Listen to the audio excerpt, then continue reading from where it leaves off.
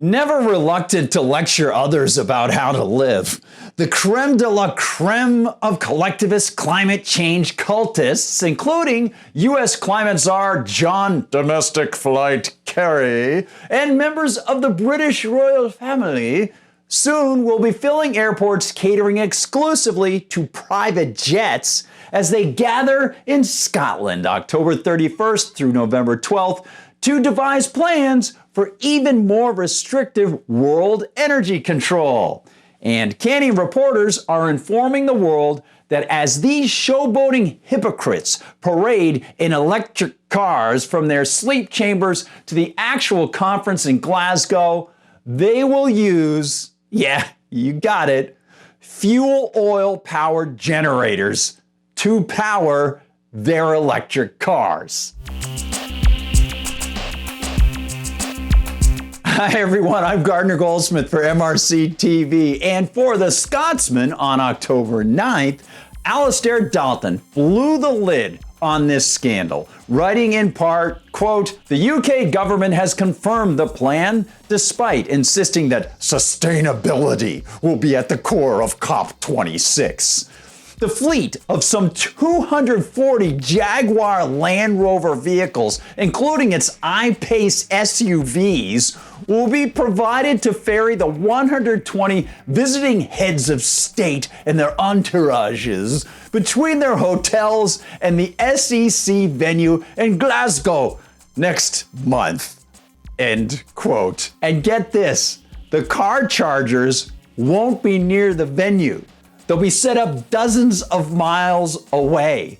Quote, "The number of generators being provided and their locations have still to be finalized, but there is speculation they could include the Glen Eagles Hotel, 47 miles from Glasgow." And now more observers are confirming that indeed this is what's going to be done.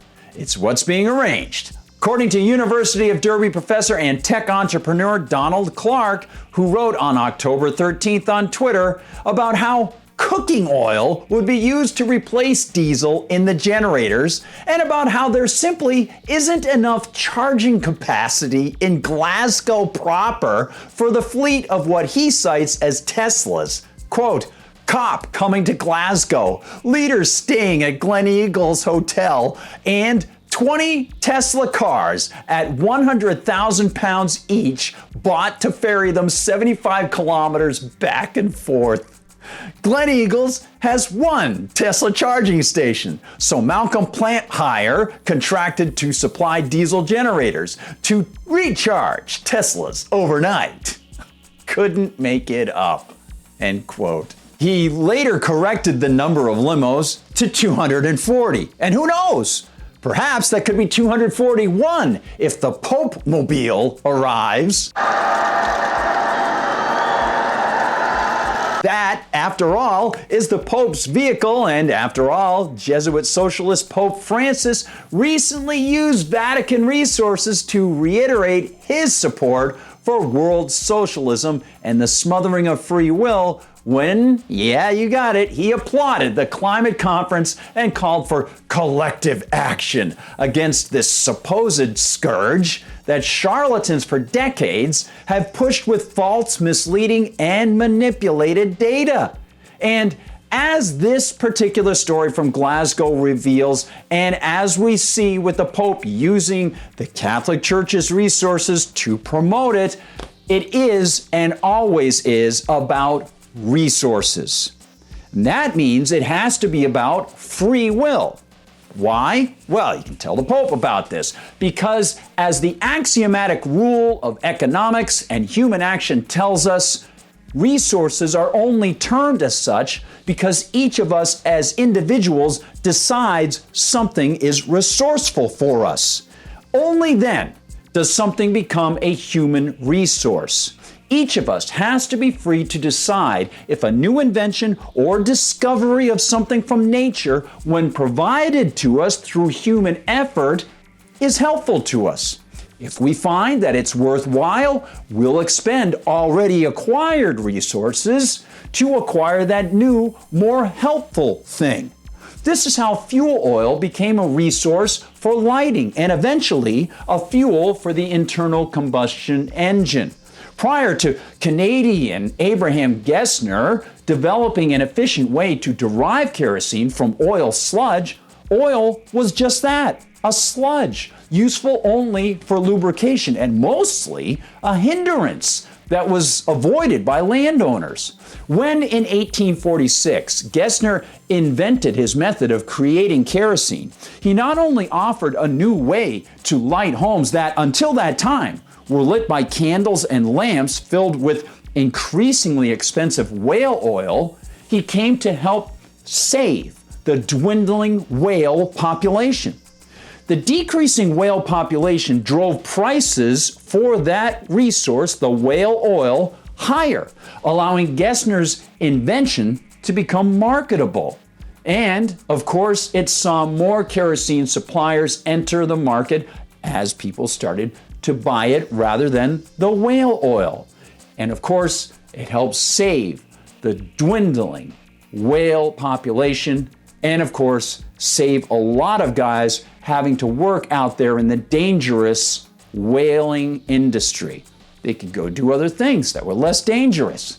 People's lives were helped because they were able to choose. You need free competition. A centrally planned system never can produce what people want because only individuals can determine what is resourceful for them in their immediate circumstances. The political push for electrics, backed by the repeated drumbeat of, yeah, you got it, unwarranted climate alarmism and their media acolytes, all of that stands in direct contravention of this fundamental lesson in economics and ethics. And the immediate story from Glasgow stands as yet another example of how central planners, especially those who can get their hands on your taxes and on central bank created money, they have no qualms about making extravagant, unworkable plans that will supersede your evaluations about what's good or bad for yourself. In the US, Joe Biden plans to subsidize electric vehicle transportation and push for people to drive cars that require charging off of already strained electric grids, like those in the centrally planned state of California. This is just simply not feasible. As I wrote in August for MRC-TV, car expert and market understanding writer Eric Peters has offered key observations about these problems with electric cars and central planning. Quote, as Peters observes, the problems with electric vehicle charging are deep, interconnected multivariants. Take, for example, the physical at-the-station problems posed by recharge need, recharge time, the population at a recharge station, and throughput, or the process of each person achieving his or her charge and clearing out of the charging space, end quote. This problem is huge for electric vehicles, which take hours to fully charge at a house and often take at least a quarter hour to charge at higher energy stations that can handle the more intense power loads that usually would cause fires on household systems. And that electricity has to come from someplace. From coal-burning plants, rare nuclear plants, unreliable wind farms, or natural gas, all of which come with prices and variables attached to them. Right now, even with all the political manipulation against and sometimes favoring oil, it remains the cheapest way to fuel human transport needs. The only way feasibility truly can be determined is by allowing market choices to be made by free individuals.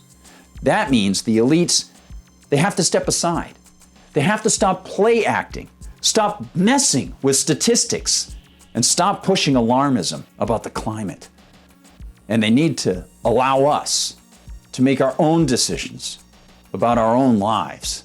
Hey, thanks so much for watching, everybody. Remember, please like and subscribe on YouTube. Find us on Rumble. Visit us at MRCTV.org. That's MRCTV.org, MRCTV.org. And I'll see you also on Twitter at Gard Goldsmith and on Gab at Gardner Goldsmith. For MRC TV, I'm Gardner Goldsmith.